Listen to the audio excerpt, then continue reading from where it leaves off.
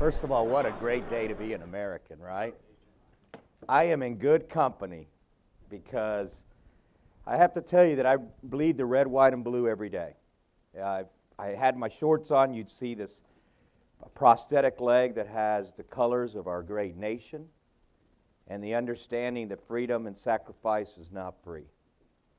And that great Americans that are in this room, and when I was told about who was going to be here, I was just honored and humbled to have an opportunity to address you and to tell you thank you for serving your country, whether you're serving in uniform or serving your community, serving your state, or serving at the national level. We have an obligation to this nation to serve.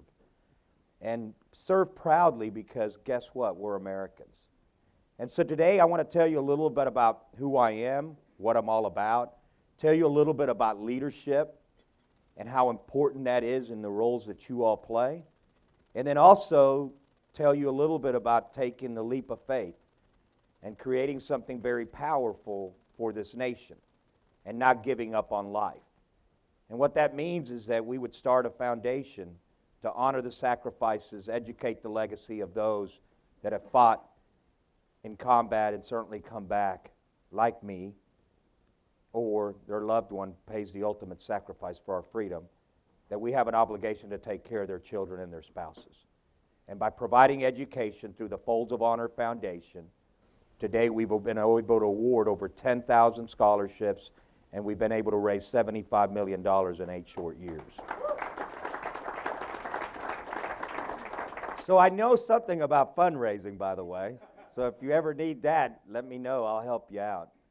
My father once told me that when you take the oath of office to defend the greatest nation in the world, it was always about God, country, family, and all those that serve in the armed forces of the United States of America to protect you, the American people. And my father was from Colombia and certainly met my mom, who was from Puerto Rico, and they met. And my father took the challenge of being a Vietnam-era veteran to earn his citizenship. And to me, those were the powerful things that we learned as young youth as we were growing up, as we saw my dad get up every morning at 5 o'clock in the morning, go to work. We knew that he had instilled something very valuable in us, and that is that hard work, dedication, motivation, and inspiration, and making a difference every day is what this country has been all about. And to me, the historical point of view of everything that I'll tell you about is that for me, there was leadership always embedded by my father.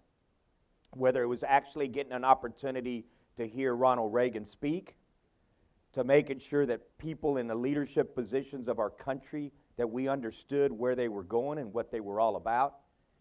And then also integrating, just like you in this room, a sense of community, a sense of working for your community to make a difference.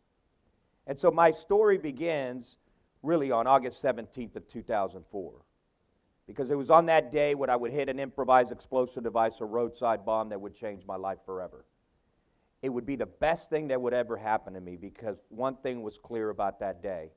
I would understand that I loved my God, that I loved my country, and that if I got out of this situation alive, I would have a different outlook on what it meant to be and have a family. And to me, those things were inspirational.